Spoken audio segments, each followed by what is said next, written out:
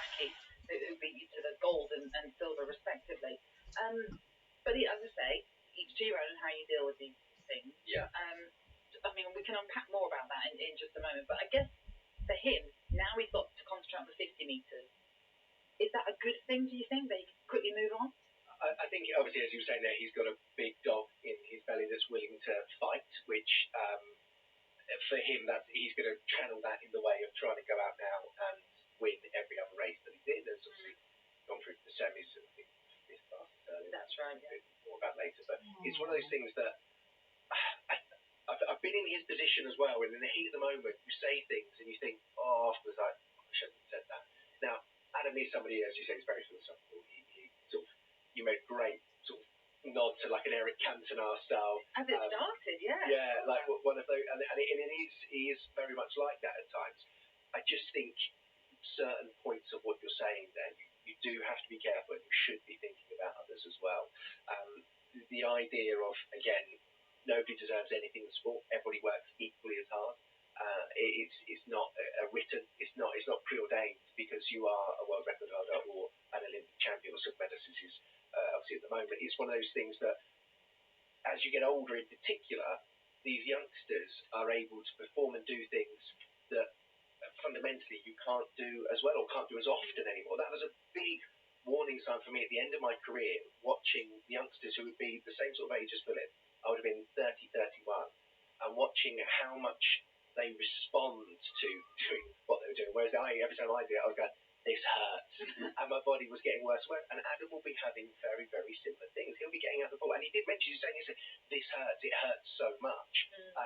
So much so that he's talking about in the future not doing the 100 anymore and just sticking to the 50. Now, the reason it hurts, I thought maybe he was just talking about emotionally, but for him to also, it sort of sounds like it's physically, the training might have to change everything else. I would say that is an age thing, and your body cannot do the sorts of things that it used to. You have to accept that. Training changes. You do less, you become smarter with your training, you latch onto the things that you know you can do incredibly well, and sometimes you have to get rid of some of the other bits and bobs because they drain the battery too much, and then you can't perform. So that's where I think when he looks back, that's probably what he's trying to say. You just have to be really careful.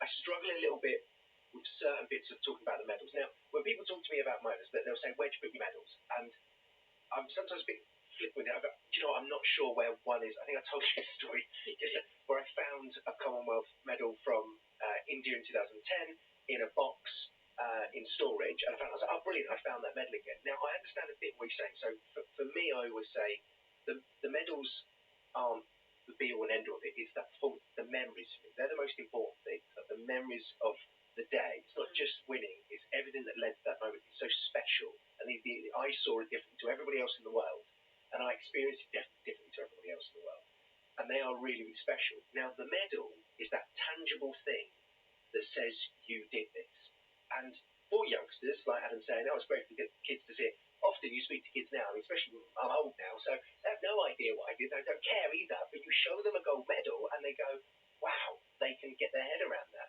as do lots of other people. But I think to be very flippant in a way of saying, oh, well, I don't care about any of them bar the Olympic ones, I sort of move on, it's just a fleeting moment. I think we also have to be thinking of all of the other athletes who are here, who they will look up massively to someone like Adam Ramsey-Peaty. They'll see him as an absolute star. And he arguably, the Team England, is the biggest name at these Commonwealth Games. He is the one that everybody's looking at. So for some of them who will only make a final, if we look at it like that, will only win a bronze medal, if we think of it in that way, which will be their absolute world and the biggest moment in their lives, sportingly ever, there will be a level of it going, oh, maybe it's not good enough, which I don't like. Yeah, and look, I shouldn't really do this, but you look at what Ruth Ward has just achieved for Scotland, winning that gold medal in the gymnastics. You know, hopefully he'll go on to win plenty of more medals, but if someone already dismisses the Commonwealth Games in the way that he did, and of course he didn't mean it, it's just not, he hasn't purposely gone out there to send that message as much, but he's just said it and not really thought about the context of it. But as you say, there will be athletes who will be winning today, tomorrow, over the next few days, and it's their first medal. Yeah. And it's a cherished medal. And you're talking about your own, and yes, you've got memories, but they're also medals absolutely. Yeah, my children, I mean, and again, I ask my children, you said to my children, like, what did Daddy used to do? They go, football. Played in a sandpit. Yeah, I get a bit of that. Like, but I love that as well. I love the, but equally, ever so often, they're generally locked away in a safe. They'll see a medal, and you can see, especially my eldest son now, like, he's really into his sport, really into his cricket. It's going really, really well for him. And you can see these accolades. It's sort of, the cogs are turning a little bit in his head. It's like, oh, if I work really hard, maybe you can get these sorts of accolades. That's what I always try and get. And look, from my point of view with my children, I have no pressure on them to ever do professional sport. The likelihood of them doing it is slim to none, to be honest. But if they see something like that and it inspires them to work that little bit harder, or see that there is a reason to play cricket 4 times a week, as he seems to be doing at the moment, which is brilliant, but equally a lot of driving around. But it's these sort of things that the children particularly, they absolutely love it. And I think it was also watching Stephanie Kernichan earlier, in the boxing, compete for Scotland. She come out of retirement to compete for Scotland in this Commonwealth Games, and it was like a big thing for her. She got knocked out earlier. She was devastated with that, but a quote from her was, "This is a moment I'll hold on for the rest of my life." Yeah. In Scotland. Now, she's not won a medal. She's bitterly devastated with that, but equally, having that moment. This is where I see this is the flip side of it. Throwing away a medal because you don't deem it as good enough.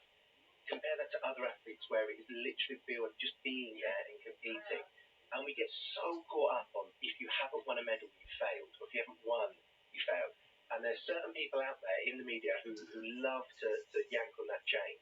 And it's painfully unfair to the athletes who, all of them give it absolutely everything. For them, it's either making a final or maybe scraping a medal once in their lives. And forevermore, they get to say that that's what they did. I think that's something special. Well, again, I go back to Kieran Stiles, the weightlifter, who actually herniated his disc. So spent 3 years to get to the point of being able to qualify for these games. And yes, it didn't go to plan in terms of winning a medal, but he got there. He had to set reminders. He had to tell himself this was still the aim. It was the desire to get to the Commonwealth Games. He achieved that, and that is a win in itself. Absolutely, and I think with Adam's words, I think probably if he looks back at it, he'll think, I didn't mean it like that. Like, no, I'm sure he did. And I'm almost certain that will be the case. But this is where, when emotions are running high and you're doing an interview straight after something like that, I think it's dangerous, because the problem is that thing gets clipped up and that could be used for forevermore, pretty much. And when we're talking about the importance of the Commonwealth Games, I think it's something that's talked about every single day. And I keep seeing, especially people that are working around, former athletes that are working on the Commonwealth Games at the moment, nearly all of them are doing videos where they're saying how important it is and what they're witnessing on the ground, be that the crowds or the passion from the. I mean, we see tears of joy from athletes when they're winning. Well, that tells you everything, doesn't it? It matters. It means something to all of these athletes. So, but the people that are saying there's no point to Commonwealth Games, watch it, listen about it, and you will see the passion about it. So we don't need any athletes, in our case, sort of poo-pooing it a little bit, because it does mean an awful lot. And maybe, look, sport to sport, I would always see in athletics people who win Commonwealth medals. That's a massive deal. That is a really big deal. Look, it's not, of course, the Olympics, and it's maybe not the World Championships, but it's still a massive deal. As a young athlete growing up watching it, I dreamt of having a moment like that, and I feel very, very lucky that I had that chance to do it a couple of times. But if I'd have walked away with one Commonwealth bronze medal in my entire career, if you said that to me against 17, 18, I still would have been happy. Yeah. Did a bit more. But anyway, Adam Ramsey Peaty will be going in the 50-metre breaststroke semi-final a little bit later on, and we'll bring you that as and when it happens. You're listening to the Commonwealth Games on TalkSport with BYD, Dare to Dream of BYD and the Commonwealth Games. The Commonwealth Games 2026, live on TalkSport, with the BYD Dolphin Surf, City Smart, Ocean Cool, 100% electric fun. When you're growing a small business, whether you've built a team of 20 or you're a one-man band, you need someone who understands the ins and outs. With an HSBC small business banking account, you'll have access to our business specialists, in person and virtually, as well as no monthly account fee, because whatever your small business looks like, we're proud to support you. Search HSBC Small Business Banking Account to get started. Subject to eligibility, credit checks and T's and C's. Visit business.hsbc.co.uk for details. All right, can I get 1 ranch sauce, 2 Korean barbecue, and hang on, wait here, the McDonald's sweet curry, gorgeous. Okay, 1 ranch, 1 hot honey, 1 sweet curry. Final order. Oh, and some chicken fillets. Well, really? I'm for the sauce, aren't I? Served from 11 a.m. Dips sold separately. New dips available until the 24th of August. Choose from 2 dips with 5 chicken fillets, subject to availability.